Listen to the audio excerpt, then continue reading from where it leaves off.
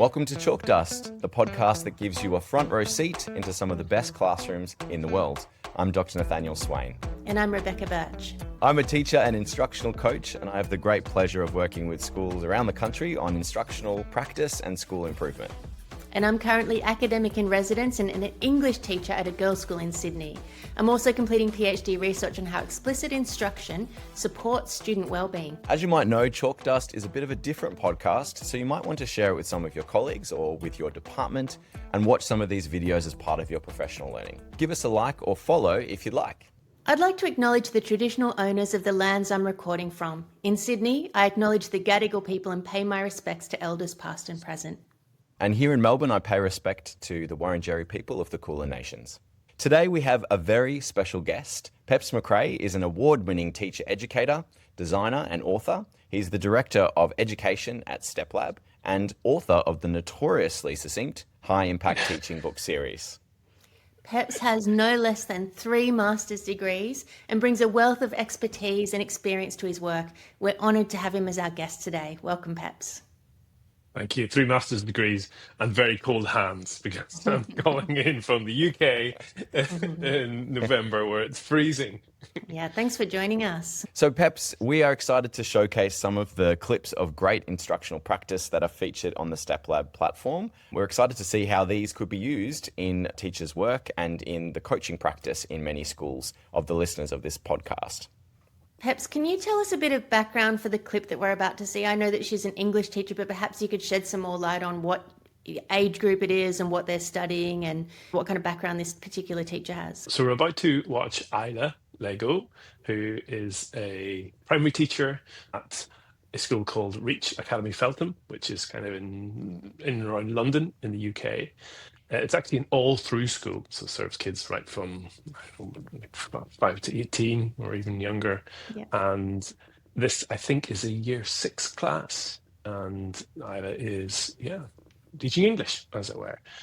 The important things to kind of know are that this school serves a community which experiences high levels of disadvantage. So there's high levels of special educational needs, high levels of English as an additional language, and yet they help their students to achieve exceptional academic outcomes and help them to build really high levels of confidence, character, motivation, and curiosity. So the school's clearly doing a lot of things right here. Yeah, great. All right, let's take a look. If I ain't mistaken, there's an obligation there, said Father Coram. It were 40 years back, but that's nothing to a witch. Some of them lived to many times that. What happened to bring this obligation about, Father Coram? Said Adam Stefanski, the man in charge of the fighting troop. Who has an obligation to the Egyptians? Annika? The witches. Can you answer in a full sentence, please? The witches have an obligation with Egyptians. Great. Merit for you to reflect. I saved a witch's life, Father Coram explained. So I love that purposeful pause there and just the little gesture to show that it was happening. Some teachers say they don't really have time for CFU. Could you tell us more, Peps, about how you can skillfully weave this in even very quickly, like this example? Not having time for check for understanding, I think, is false economy. Really, the best teaching builds on what students already know and don't know. And if you don't do that, there's almost no point in teaching them, spending your time teaching them, because it's not going to lead to them learning anything, which is ultimately the goal we want to achieve. Like, Isla does a lot of kind of really efficient micro checks for understanding, and they range from things like the use of mini whiteboards to cold calling to even just asking students. So in this example, she uses cold call and does it very efficiently. The critical thing here, though, to call out is that she gives students thinking time. Often, as teachers, we don't give our students enough thinking time. Research suggests we tend to give them somewhere between 2 to 3 seconds, which sometimes, quite often, isn't enough. This is partly due to this expert-induced blindness that we have as teachers. Because we know so much about our subject, it can be hard for us to empathise with those people who don't know what we know. And as a result, we tend to overestimate how quickly students will be able to bring information to mind, when really we need to give them that thinking time so that they pay attention to those ideas so they end up learning about them. How long do we need to give students? Well, it kind of depends on the complexity of the topic and their prior knowledge. And so that is a professional judgment call that you teachers will need to make. I really like as well that although students all have the opportunity to think, which is that critical thing about asking the question first and then pausing, anyone can then obviously respond, which is a big difference to putting the student on the spot and then asking the question. Why do you think so many teachers get that order wrong? And what do you think is a really quick way for teachers to just fix that? Yeah, so it's one of those things that's it's hard to really understand the kind of significance of the impact of things like cold call. When we flip around the order of the phrases of our question, instead of asking Joe, what is a noun, we ask, what is a noun? Pause, thinking time, Joe, then we just vastly increase the number of students who are paying attention to that question in the moment. When we name the person, everyone else is just thinking what that person's going to say.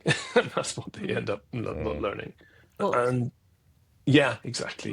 You're kind of off the hook. You're not being held accountable to be thinking and paying attention to a certain question or idea. And attention really is the fundamental mechanic of learning. The more attention we can get, the more students we can get paying more attention, the more learning will end up happening in the classroom. So little techniques like cold call, mini whiteboards, even thinking time, all these increase the global amount of attention and as a result, amount of learning happening in the classroom. And I often wonder if teachers are not aware of the fact that they've reversed it or just in the midst of their teaching. I think this is obviously why coaching is so important, because if you're not even picking up these opportunities to go even further with your checking for understanding techniques, it's obviously very hard to just pick that up your own sort of opportunities to change, isn't it?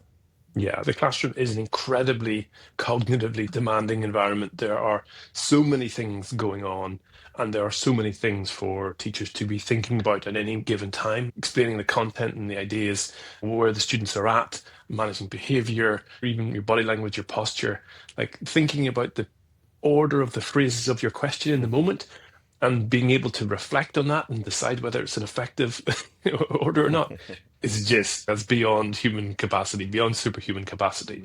And so you're absolutely right. This is where the beauty of having an extra pair of eyes for you in the room.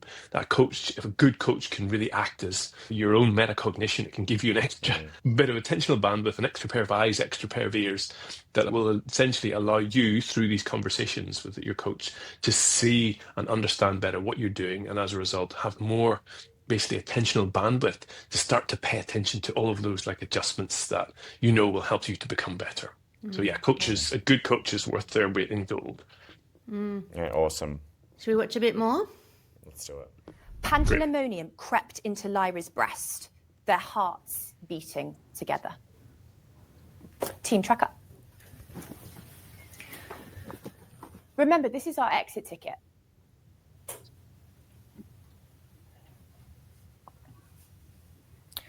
What is Far Decorum and John Farr? What are they talking about here? What are they thinking about? The fact that the witch, what?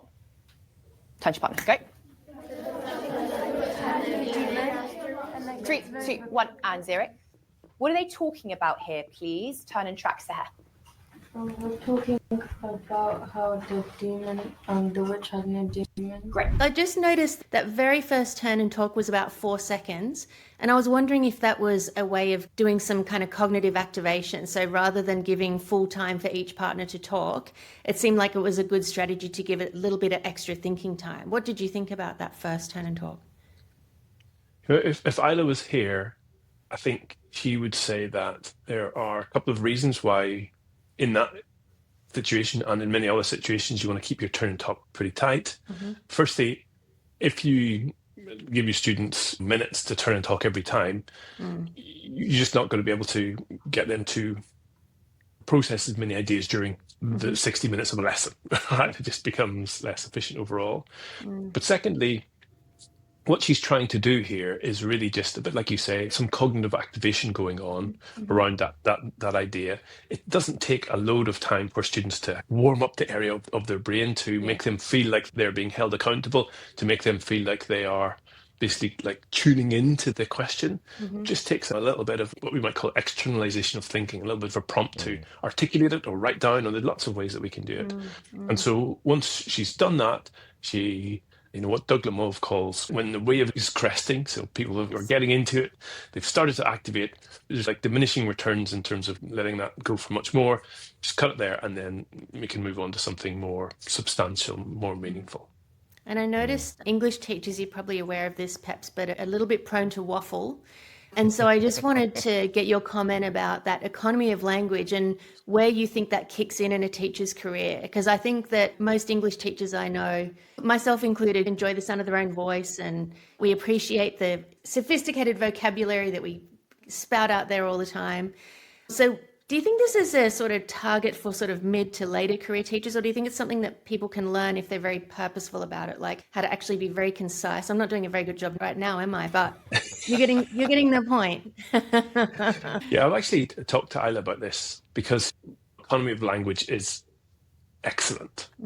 And she said that it didn't start like that. So early on in her career, it wasn't anywhere near as tight as this. And the way that she thinks it's really important, and you can kind of see this when you watch the video, her students are really honed in on the words that she's saying, and they're spending time thinking about them.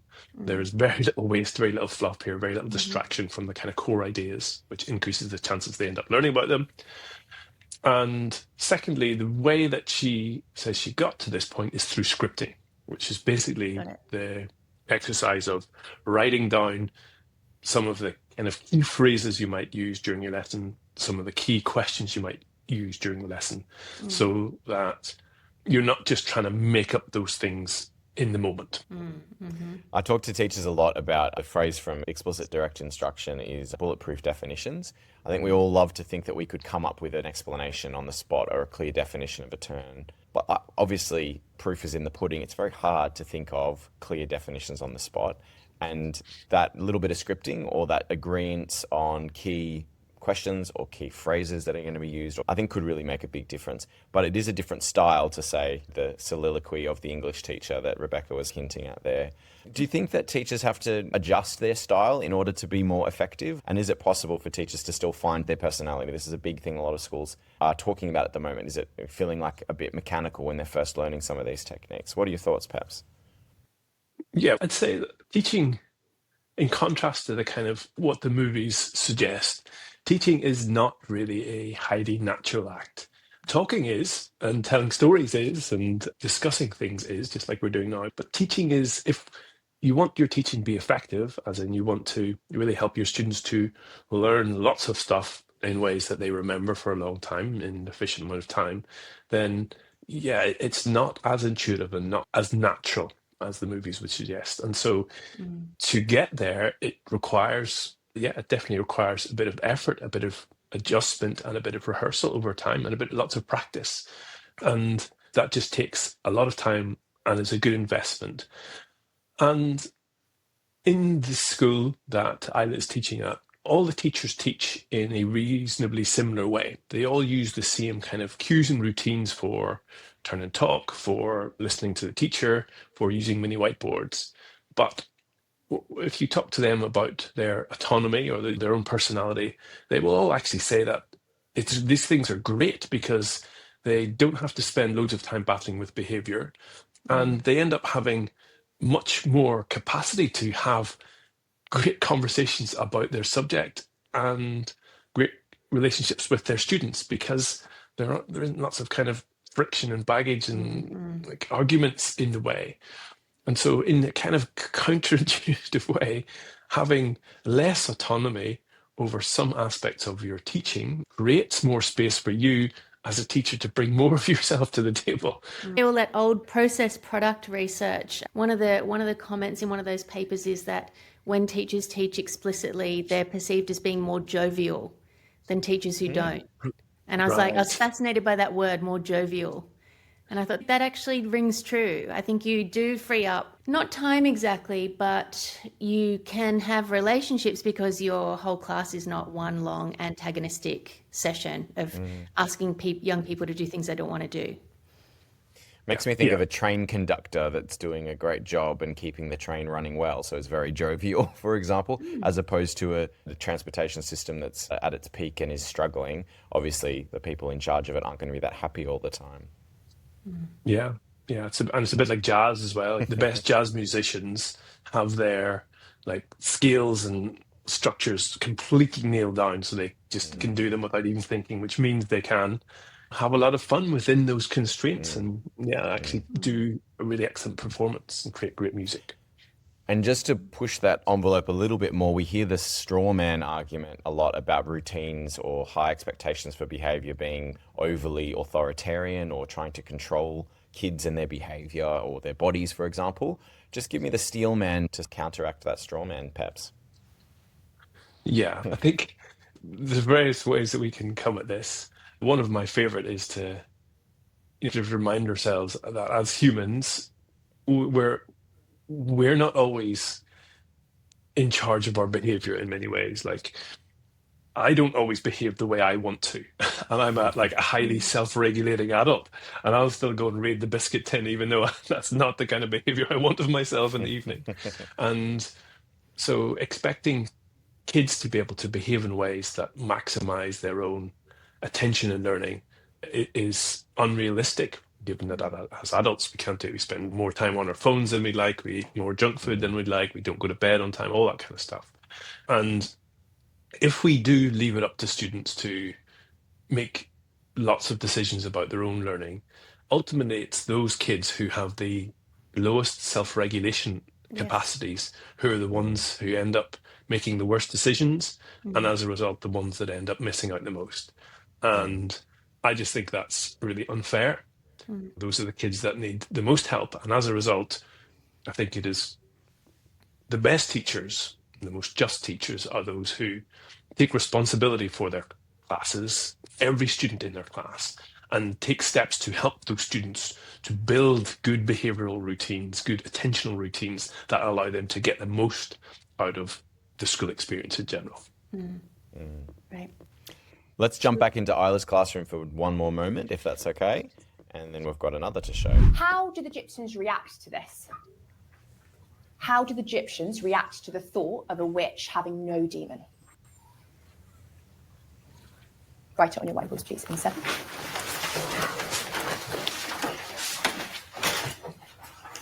6.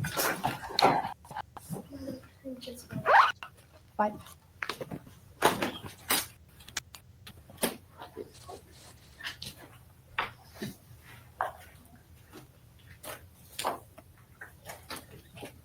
Hover.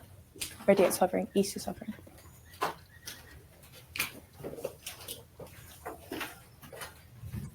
Three, 2, 1. Show. Good. Really nice. Arav, I love how you included quotation marks to show you're quoting from the text. Merit for you for a spy. 1 and 2.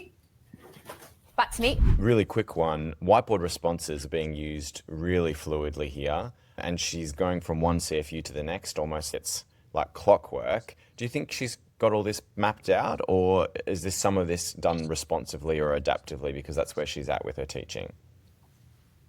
Yeah, I am pretty sure, given conversations about this with Isla, that she has a number of check for understanding routines, and she will use them reasonably responsibly in the moment, given what the kind of sense she has of what students know and don't know. For example, with mini whiteboards, it might be that following a cold call or a turn and talk, she feels that maybe she just needs to check in a slightly more robust and valid way exactly who knows what.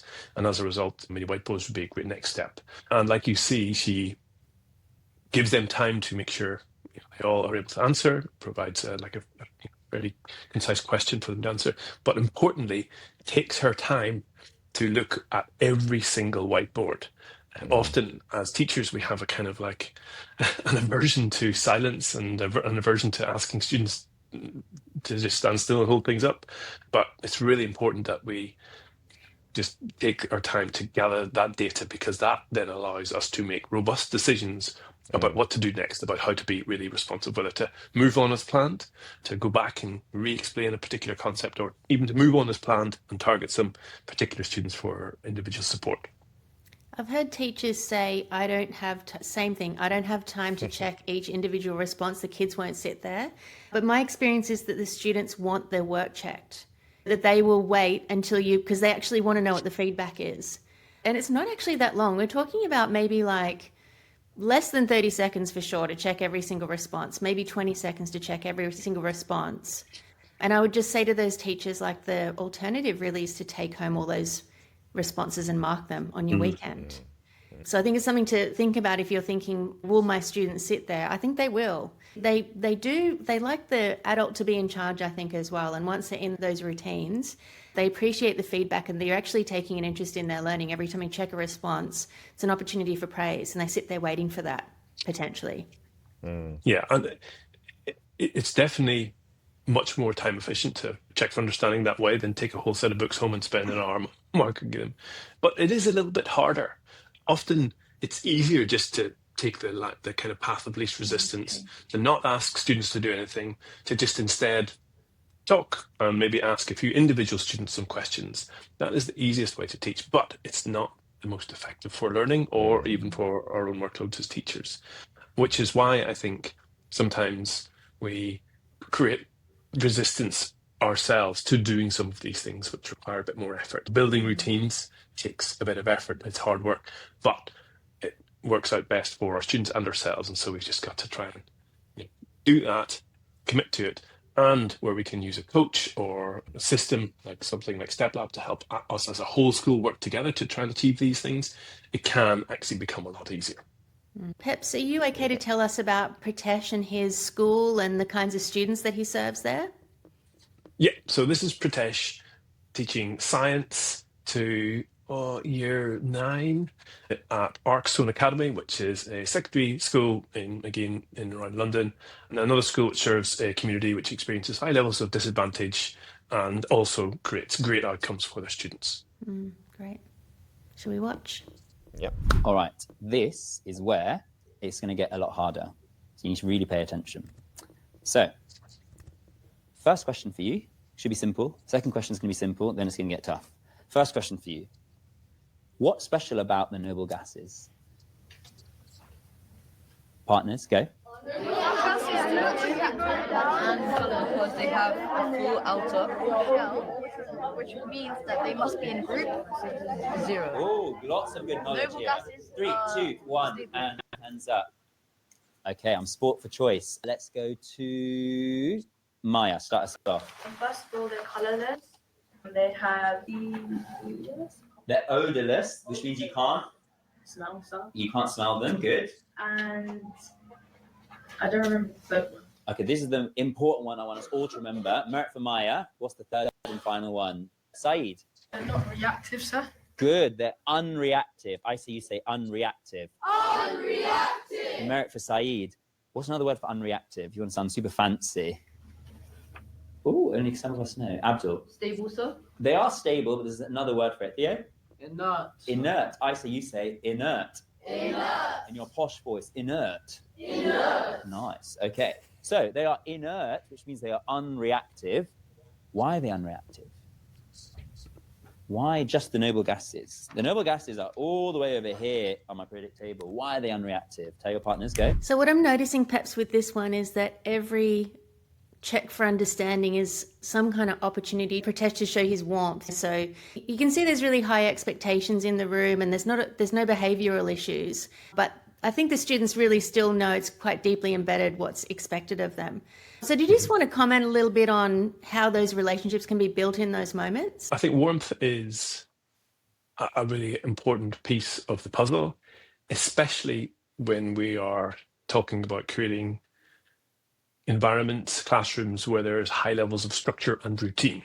So we know that structure and routine is really beneficial for students, particularly the most vulnerable students, but it can sometimes feel like we just have really strong routines and we're tightly managing student behavior. It can feel for students sometimes they're being manipulated or being controlled a lot, unless we actually bring lots of warmth to the classroom environment, because that we need like some of the human side of things to balance up a little bit of the robotic side of things, I suppose. And it actually becomes quite easy once you've created all of that structure because, like we said earlier, you create the space to be able to build stronger relationships through like higher expectations and better student performance, recognizing that. And so some of the things that Pritesh and Isla and all of these teachers do is what we might call like demonstrations of care. So Pritesh, in various ways here, is signaling to his students that he has high expectations of them and that they can do it. We talked right at the start about some questions going to start easy and going to get hard. And really what he's saying is, I believe that you guys can do it. And you can see that because he is able to deliver on that promise time and time again, his students believe him. They know that in his classroom, they're going to be successful. And so when he says, we're going to be doing a really hard question here, they think, oh my goodness, I'm going to be successful at a really hard question, and that makes him then feel really good. And of course, he does lots of little things like he uses his smiles, he uses his voice. There's a little bit of humor here and there. He uses a lot of praise. He's constantly handing out merits, and he just exudes care for his students. But it's not just being nice. It's care in the form of, I'm going to really help you to do great things, achieve more than you ever could do without my challenge and support. Yeah, it's in the appropriate context. Peps, merits are a really common thing in a lot of the schools that you support through Step Lab. On a practical note, can you share us the system? I think I know what it is that you use to actually record those merits. Yeah, it differs school by school. And in this school, you may have noticed that when Pritesh gives out merits, he's not recording anything. No, there's actually one of his students in the class, I think it's Maya in this occasion, is the one who's making the notes. Cute. And yeah, Pritesh and the school has decided that actually his cognitive bandwidth is much too precious to be distracted by recording merits and demerits. And so I believe on rotation, they will give it to students who are on top of things and so that they can basically record those over time. And then there are various things that schools will do. Those points will go into raffles.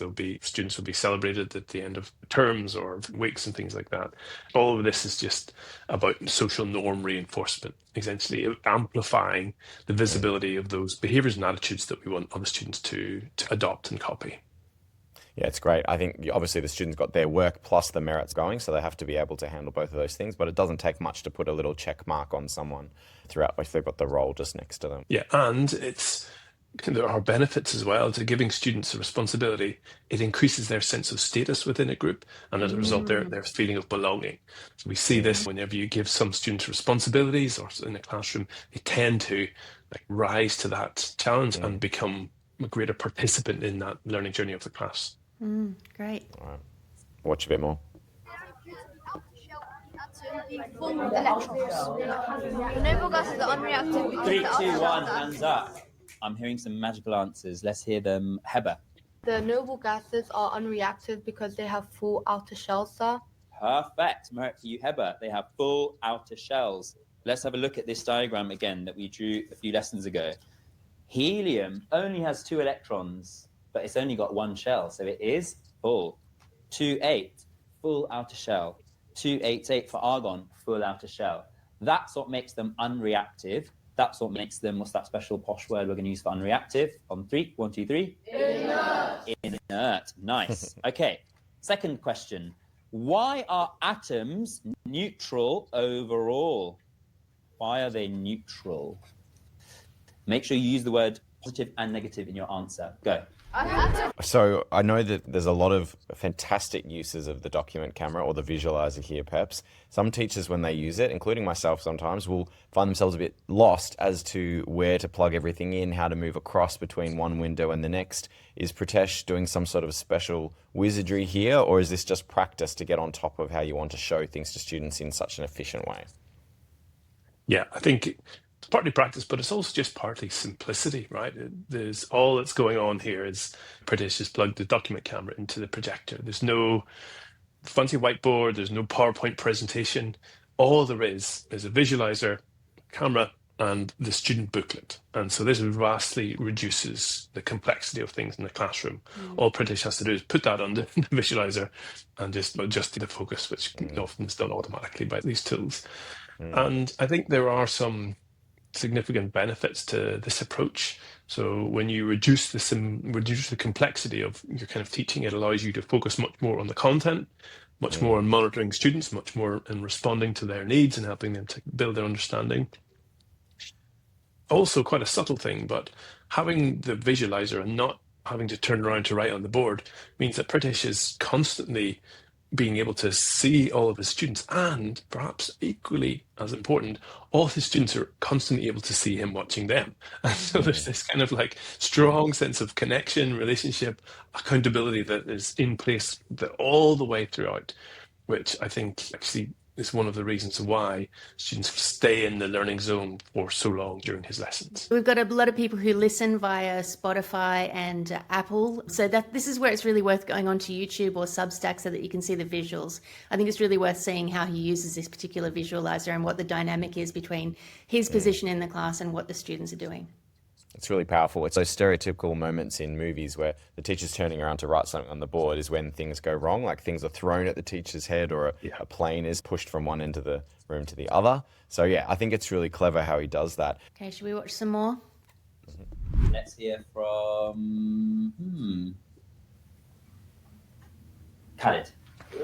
Atoms are neutral because they have a positive protons and positive neutrons, sir. Oh, we've got it modelled up there. Try again. They have a positive neutrons. There, we've got modelled up. Protons, neutrons, electrons. Which ones are positive? On 3. 1, 2, 3. Protons. Neutrons are 1, 2, 3. Neutral. Electrons are Khaled. Negative. Okay, good. So let someone else help him out there. Siren, why are atoms neutral overall? Atoms are neutral overall because they are made up of positive protons and negative electrons, sir. You're halfway there. That is true, but that doesn't explain why they are definitely neutral. Seb? It's because they have the same amount of positive protons as negative electrons, sir. Good. So the charge is? Balanced overall, sir. Good. They balance or they cancel. You can use either of those phrases. Merit for Seb. So perhaps what do you notice about the way Pritesh deals with error in this classroom? He does not let it slide, okay, and he does not kind of make it up. He does not just give Khaled the answer, say, and finish it for him and say, great. He uses it as an opportunity to build and refine the edges of that clearly not easy concept for everyone. If one person is struggling to really understand it, then there's a good chance that it's not really strongly crystallized for everyone. And so this is a great example of Pritish just being responsive in the moment. He probably didn't have this planned into the lesson, and being responsive and taking this, slight error and making a big deal of it without really damaging Khaled's ego, but while still making sure that he realizes that it's important to get it right. And so taking an answer from another student and then getting every single student to practice it, and then eventually going back to Khaled to let Khaled answer it in full and celebrating that. So I think it's a great example of responsive teaching in action here. Yeah. But and just one thing to kind of say here, quite importantly, that this really only works, this kind of high expectations dealing with or creating a kind of a culture of error only really works if there are really high levels of trust within the classroom. So Khaled and any student in Pritesh's classroom feel very comfortable answering a question and getting it wrong because they know that they are never going to be ridiculed by their peers. Their teacher is always going to help them to get to the right answer and celebrate them. That kind of trusting environment is a vital prerequisite for pushing towards a kind of stronger culture of error, as we might call it. Great. Watch a tiny bit more, and then we've got the last pause point. Partners. Atoms are neutral overall because you need to use the word same, something about protons, something about electrons, something about, let's use the word balance. Partners, let's go. Make sure you both get some practice in, or all three of you. Go. Atoms are neutral overall due to the fact that they have the same number of positive protons as electrons. Atoms are neutral overall and have the same number of positive protons. Same amount of positive protons as negative electrons. Therefore, the charge is Hands up. All right, I'm looking to see who's going to get all of this correct. Go on, Saeed. Atoms are neutral overall because they have the same number as positive protons and negative electrons, sir. So there. So the charges balance out. Smashed it. Merit for Saeed. Okay, so we know what atoms are neutral. Good. We know why noble gases are stable. What's the link between the two? Let's find out. So Peps, so many different things that we can pull apart there, and I'm interested in your thoughts. What are some of the little things that if a teacher was walking away from watching this clip that they could try that get them closer to this very fluid, responsive, very intentional way that Pritesh is taking all of these opportunities in this first part of the lesson? So I think really, if we take a big step back and just look at Pritesh's teaching and examine why it's so effective, it's to a large degree because he focuses on a small number of routines done really, really, really well, really slickly. And so I think if you want to kind of teach more like Pritesh, it would really be a case of thinking, what are those core suite of routines that you think are important and want to use in your classroom?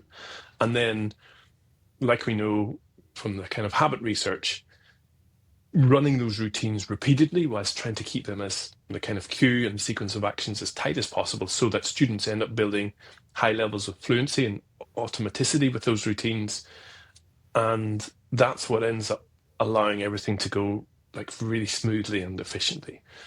Getting your paired talk nailed down so that students turn and talk, they know what to do. So in Pritesh's class, you could see that students knew that they had to turn to talk to each other, and they had to hand off to each other, and then when they came back, they had to raise their hands. It's really clear to them, and all Pritesh has to do is say, partners, go. So it's 2 words and a hand signal.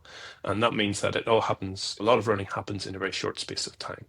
And so I think, in summary, it's like, figure out what your core routines are, not too many of them, just a few number, and then go crazy on trying to make those as slick and as efficient as possible. And you will find yourself in a really lovely place where you can start to do much, much more because you have frees up your own attentional bandwidth to be able to just see the class, make better decisions in the moment. Perhaps we have a section at the end of each podcast, which is where we talk about our takeaways. And one week mine was to do a Marie Kondo on my routines. And because the podcast is actually so inspiring that I want to try everything. And then I realize I'm just like touching little routines here and there and not really embedding everything. So that was my goal that time. Was it successful, Beck? Did you get only the routines that sparked joy? I think it was only, and I just stopped trying with the other ones, which is freeing as well. It's okay, no, just you've got 4. Let's just nail the 4, if that, maybe 3 even. And I think the students like it too. They're not huge fans of learning a new thing every lesson. I've had to calm down on that since starting the podcast. Yeah. Nice. So Nathaniel, what are your takeaways from today? Well, I really did like the way in which the document cameras was used in Pritesh's class particularly. I also liked in Isla's class how what the students were about to do, the exit ticket, was clearly visible and available for students to compare to their own work. I really like though that Pritesh did what would usually be on the whiteboard, like writing key terms and using diagrams and such, was also just there under the document camera. And as you said, Peps, it meant that he can continue keeping that ongoing non-verbal communication with his students in terms of community building, but also awareness of how the class is going. So I'm going to try and do most of my teaching for the next week or 2 underneath the document camera and see what difference it makes. Yeah, I think I'm going to take away the economy of language tip. I've been teaching Year 12 for the first time in a number of years, which is a completely different part of my brain. And I've been trying to walk in with some post-it notes of prepared phrases that I think are going to be useful because the language that I need is so sophisticated, it's almost impossible to think of it on the spot. So I might even transfer that to some of my really important Year 7 explanations and see how that goes. Well, thank you very much, Peps McRae, for joining us on Chalk Dust today for our final episode of Season 1. And it's been a fantastic time working with you, Rebecca. I really enjoyed this very first season. Yes, me too. And we want to thank all of you, our listeners, and remind you that if you've captured some examples in your own classroom of your own practice, we'd love to see that and to showcase your work. So thanks for joining us on Chalk Dust. Don't forget to rate and subscribe on Substack or YouTube, and see you next time. See you next time. Bye.